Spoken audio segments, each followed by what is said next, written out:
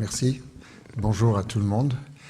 Je ne sais pas trop pourquoi on m'a invité ici. C'est peut-être parce que je suis un peu bizarre. J'ai peut-être pour vous deux qualités. J'adore le vin, j'adore le rugby et j'adore le sud-ouest. D'ailleurs, j'ai une maison à la limite du Tarn-et-Garonne et du Gers. Mais j'ai aussi deux défauts majeurs. Je suis anglais, je supporte l'équipe d'Angleterre et le Stade français. Nobody's perfect, comme on dit. Donc on va revenir au sujet, parce que sinon je peux dévier très rapidement et obtenir plusieurs cartons jaunes à la suite. Les goûts, la question c'est les goûts des consommateurs. Et le pluriel, les deux pluriels sont très importants dans cette affaire-là. Il n'y a pas un goût, il n'y a pas un consommateur, par conséquent, il n'y a pas un marché. On parle du marché du vin. Les marchés sont extrêmement différents. Tout à l'heure, je vous montrais quelques slides. J'aime pas beaucoup les présentations PowerPoint, mais c'est utile, c'est-à-dire qu'il y aura des faits pour justifier deux ou trois choses que je vais essayer de vous dire. On m'a demandé de me pencher sur l'histoire. C'est essentiel de comprendre l'histoire pour savoir à peu près d'où on vient. Quelle explication de la situation, ça ne nous donne pas nécessairement toutes les clés de l'avenir.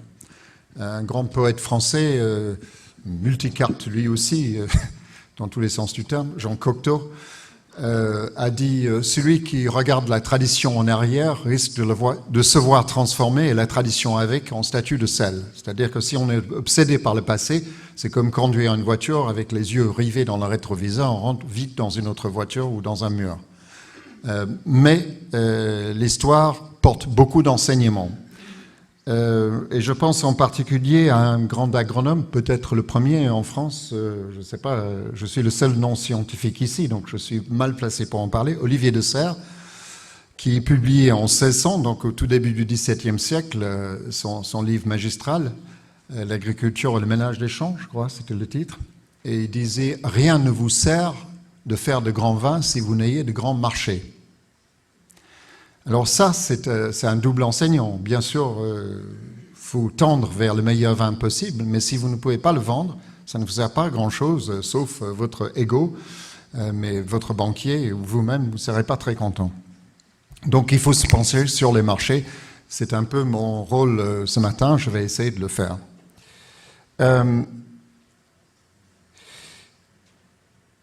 Le consommateur, il faut le fractionner, il faut le regarder, il faut voir son comportement. Et la question posée aux vignerons français est double. C'est-à-dire qu'il est le marché domestique, c'est le marché qui connaît le mieux historiquement, le marché qui peut être à 100% pour certains, dans des proportions de plus en plus variables. Mais ce marché, qu'est-ce qui lui arrive? Eh bien, il est en déclin. Et la perspective la plus importante du passé récent, là je cite mes sources comme tout bon journaliste, sauf les sources cachées qu'on ne doit jamais révéler. Voilà les premiers 10 pays consommateurs de vin aujourd'hui. Les États-Unis est passé en 2013 le premier consommateur. Tous ces chiffres sont connus, donc je passe assez vite. Mais la tendance forte en Europe, Méditerranée, France inclus, c'est une baisse constante sur les 20 dernières années. Donc les États-Unis, la progression du marché ou le maintien du marché, parce que le marché progresse de 1 ou 2% l'an, ce n'est pas un marché en grande expansion, le marché du vin, ça vient des États-Unis, du nord d'Europe, du Canada aussi, qui n'est pas sur ce tableau, de l'Asie, de la Russie, de l'Australie, c'est-à-dire des pays de plus en plus éloignés, ce qui vous pose un certain nombre de problèmes. Si on regarde la consommation du vin, ça, c'est la consommation. Je suis désolé, ce slide est en anglais, mais vous le comprenez par les camemberts.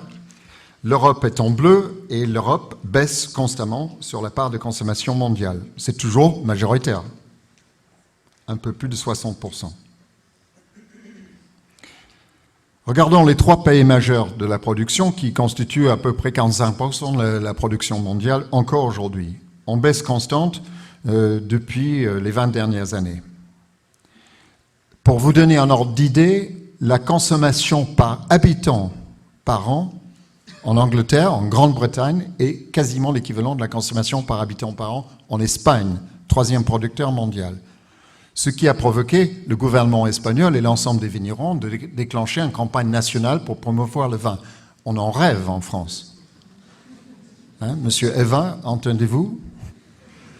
Je trouve que c'est une ironie extraordinaire que le monsieur qui a fait beaucoup de mal au vin en France s'appelle Evin.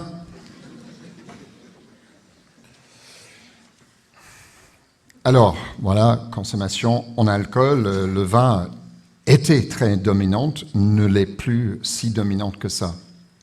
Si on regarde la consommation per capita, ce slide est un peu ancien, il date d'il y a 10 ans, puisque les États-Unis, qui sont détachés à droite, sont maintenant à plus de 11 litres par habitant par an. On va faire un petit focus, je vais vous montrer quelques images des États-Unis tout à l'heure. On voit des choses assez hallucinantes, je ne sais pas ce qui se passe au Vatican, mais ça picole sec. Hein.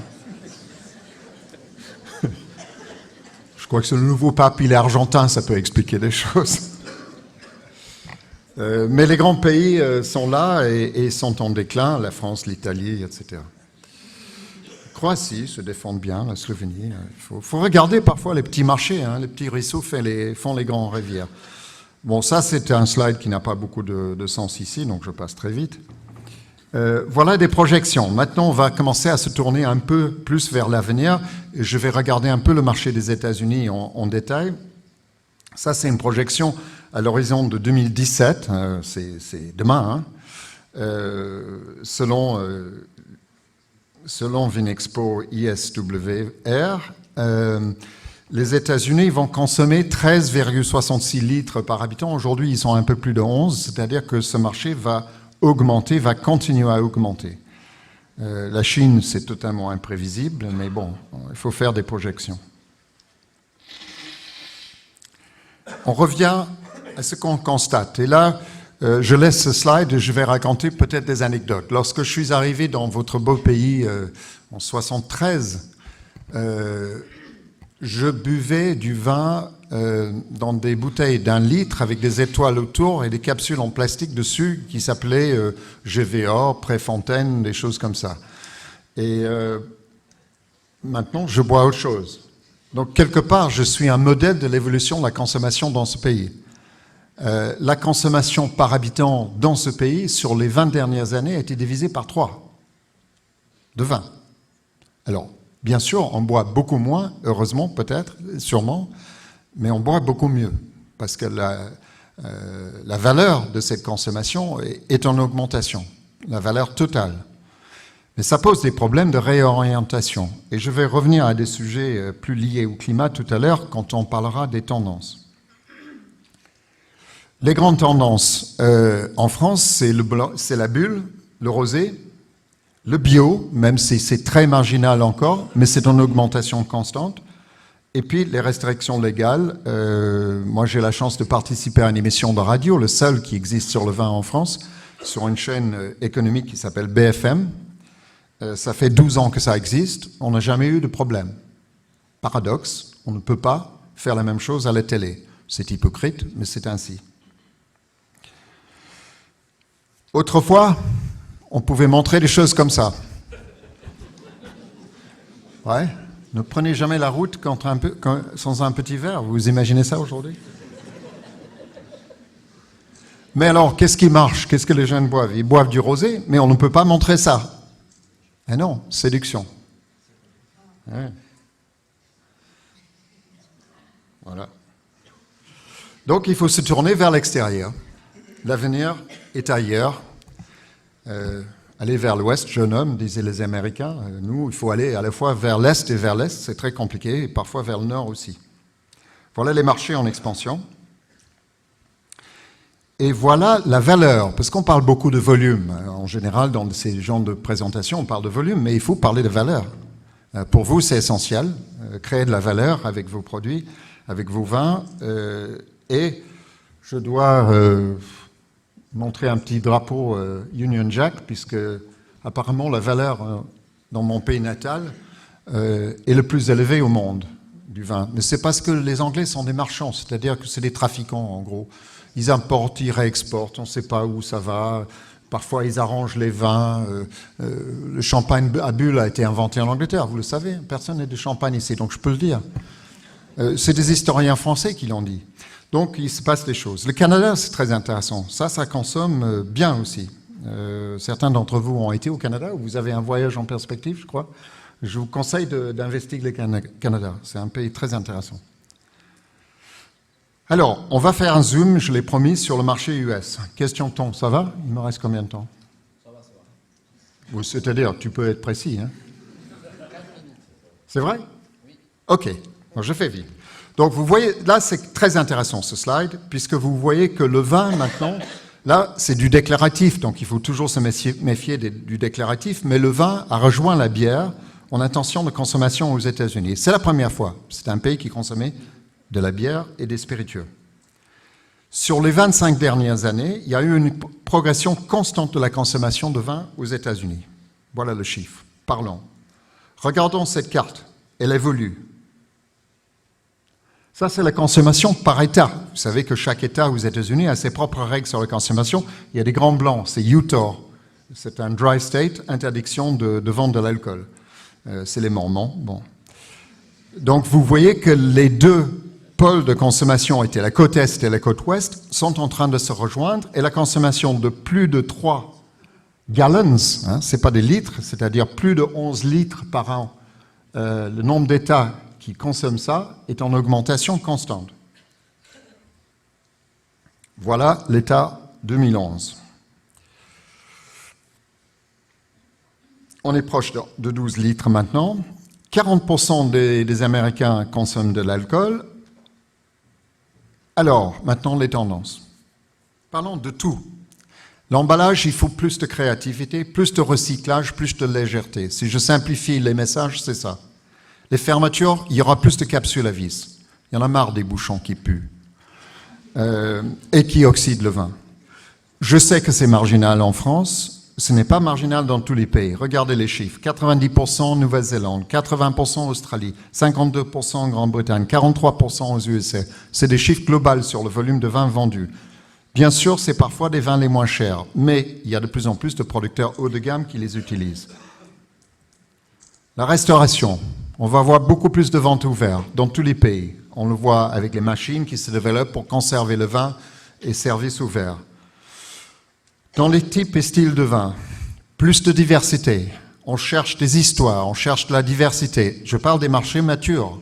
Quand on est saturé de Chardonnay ou de Cabernet Sauvignon, on peut aimer les grands vins issus d'un terroir spécifique, mais de plus en plus de consommateurs avertis vont chercher de la différence. Et il y aura de plus en plus de consommateurs avertis. C'est-à-dire que la formation sur le vin, moi je parle parce que j'ai un intérêt là-dedans, j'ai fondé une école de dégustation, je vois de plus en plus d'élèves. Le WSET, organisme, désolé, anglais, a formé plus de 60 000 personnes dans le monde l'année dernière, la plus grande contingent venant de la Chine et en Chine, avec des filiales partout. Il faut des histoires individuelles. Le consommateur averti veut connaître l'histoire du vin, il veut savoir comment c'est fait. Il est averti. Les étiquettes blabla ou les contre-étiquettes blabla, à mon avis, à éviter dans l'avenir. Côté producteur, il ne faut pas négliger la concurrence. Il y aura de plus en plus d'acteurs. Et ça touche à cette affaire de réchauffement climatique. La Chine, on ne sait pas, mais il y aura de plus en plus de volume. Il y aura des bons vins en Chine. La Grande-Bretagne, maintenant, j'ai appris qu'il y a 2500 hectares maintenant en Grande-Bretagne, surtout pour produire des bulles. Le Canada, pourquoi pas. L'Europe de l'Est dans différentes parties. Pour la France, il y aura de plus en plus d'exportations et il faut s'associer si vous êtes une petite structure. Alors, moi, j'ai à peu près fini. Quelques mots en conclusion, c'est de dire que le plus important pour vous, c'est de voyager, c'est de voir ce qui se passe ailleurs. Et si on parle de la modification du goût, je constate que lorsque je voyage avec mes collègues de la presse, de plus en plus sont obsédés par le degré d'alcool dans les vins. Pour moi, c'est une déviation. Je dis, tais-toi et goûte le vin, vois si c'est équilibré. Mais de plus en plus de gens jugent d'abord par les chiffres. Ils commencent à dire 14, 14,5, c'est beaucoup ça. Il y a des sommeliers à New York, stupides, je l'accorde, qui refusent d'acheter un vin qui a plus de 14% d'alcool sur l'étiquette. Donc cette préoccupation est là, elle est parfois interprétée d'une manière erronée, elle est parfois excessive, souvent les actions provoquent des réactions. On le voit avec la mode des vins nature aujourd'hui. Bon, je ne sais pas si c'est tenable longtemps, c'est une mode, mais ces obsessions avec les chiffres, avec les procédures, ne vont pas cesser. Le bio fait partie de celle-là.